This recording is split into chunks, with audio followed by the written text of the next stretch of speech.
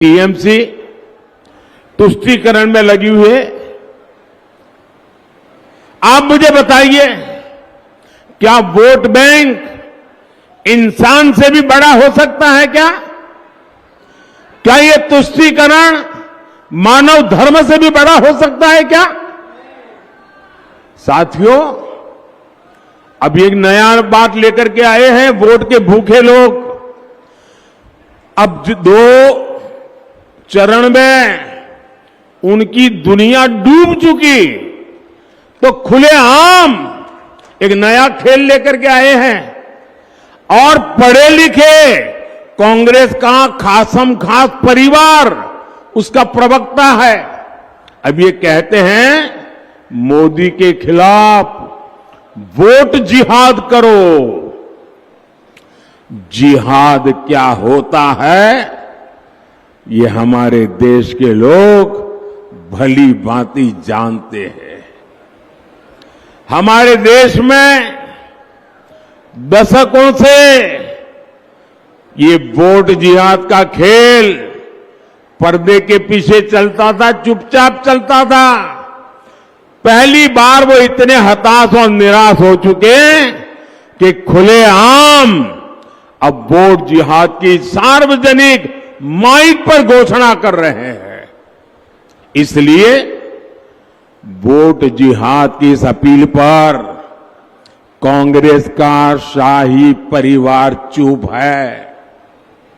यहां टीएमसी का परिवार चुप है, लेफ्ट का परिवार चुप है। यानी कांग्रेस हो, लेफ्ट हो, टीएमसी हो, ये इंडी अलायंस के जो भी चट्टे बट्टे हैं सारे के सारे वोट जिहाद से सहमत है। जो लोग वोट जिहाद करने वाले हैं, क्या आप उनको उत्तर देंगे कि नहीं देंगे? उत्तर देंगे कि नहीं देंगे? कैसे उत्तर देंगे? कैसे उत्तर देंगे? पूरी ताकत से वोट करके उत्तर देंगे और हम हमारा वोट देश के लिए देंगे।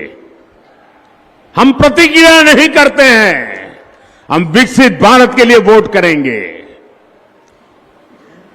आपनी देशेर नामे, आपनी देशेर नामे भोट करुन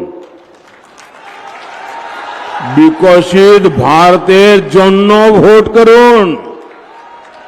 साथियों, टीएमसी हो, कांग्रेस हो या लेफ्ट हो, ये जो इंडी अलायंस है ये अपने वोट बैंक के हितों के लिए कुछ भी कर सकते हैं। आप देखिए, कांग्रेस के नेता घोषणा कर रहे हैं कि आपके मकान, आपकी दुकान, आपके खेत, बहनों के गहने सबका एक्सरे करेंगे। बताइए, आपके लॉकर का एक्सरे होगा, आपके घर में क्या पड़ा हो इसका एक्सरे होगा, आपकी दुकान में क्या है एक्सरे होगा, आपके पास क्या कमाई हुई है उसका एक्सरे करेंगे। ये लोग आपकी कमाई का एक हिस्सा जब्त करेंगे और फिर अपनी ये जिहाद वोट बैंक वाली खास वोट बैंक है ना, उनको वो देना चाहते हैं। क्या आप अपनी संपत्ति लूटने देंगे? आप अपने गहने लूटने देंगे? आप अपना मंगलसूत्र छीनने देंगे? क्या टीएमसी और लेफ्ट ने कांग्रेस के इस खतरनाक खेल का विरोध किया क्या? क्योंकि इन सब का पर्दे के पीछे एक ही एजेंडा है। साथियों, हमारे संविधान की मूल भावना है कि भारत में धर्म के आधार पर आरक्षण नहीं दिया जाएगा। ये निर्णय संविधान सभा ने बहुत सोच विचार कर किया था। बाबा साहब आम्बेडकर ने भी जीवन भर धर्म के आधार पर आरक्षण के खिलाफ बहुत कुछ कहा है, लेकिन कांग्रेस देश में धर्म के आधार पर आरक्षण देने की साजिश कर रही है। ये एससी, एसटी, ओबीसी के हक का आरक्षण उनसे छीन करके अपने खास वोट बैंक, जिहादी वोट जहां से मिलने वाला है, उनको देने के लिए संविधान बदलना चाहते हैं। मैंने सोचा कांग्रेस इतना पागलपन क्यों है उसके विषय में। तो मैंने कुछ लोगों को पूछा, मैंने कहा भाई क्या ये क्यों ऐसा कर रहे हैं।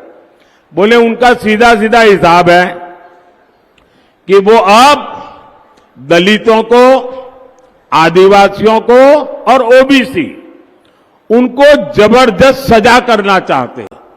मैंने कहा दलित, आदिवासी और ओबीसी को सजा क्यों? बोले सजा इसलिए करना चाहते हैं कि मोदी आज जो बैठा है ना, उसका कारण अब दलित मोदी को वोट देता है, आदिवासी मोदी को वोट देता है, ओबीसी मोदी को वोट देता है, और इसलिए 50 साल तक जो कांग्रेस के साथ रहे वो दलित, आदिवासी और ओबीसी कांग्रेस से खिसक गए, मोदी के साथ चले गए, मोदी का काम देख करके चले गए। तो अब उनको लगता है कि अब दलितों को, आदिवासियों को और ओबीसी को सजा करे, और उनके पास जो सबसे बड़ा हथियार है आरक्षण का, वो लूट लें और मुसलमानों को खुश करें, धर्म के आधार पर ये आरक्षण उनको दे दें ताकि उनकी वोट बैंक की राजनीति चलती रहे। और इन्होंने ये पाप कर्नाटका में ऑलरेडी शुरू कर दिया है। टीएमसी लेफ्ट इतने बड़े भयंकर पाप में भी चुप है। और मैं पिछले 10 दिन से लगातार कांग्रेस को 3 चैलेंज कर रहा हूं, लेकिन वो मौन रख करके बैठ गए हैं। मेरा पहला चैलेंज है कि कांग्रेस और इंडी गठबंधन वाले देश को लिखित में विश्वास दें कि वे धर्म के आधार पर आरक्षण में, संविधान में कोई भी परिवर्तन नहीं करेंगे। दूसरा मेरा चैलेंज है, ये लिखित में देश को वादा करें कि एससी, एसटी, ओबीसी का आरक्षण छीनकर धर्म के आधार पर किसी को भी नहीं बांटेंगे।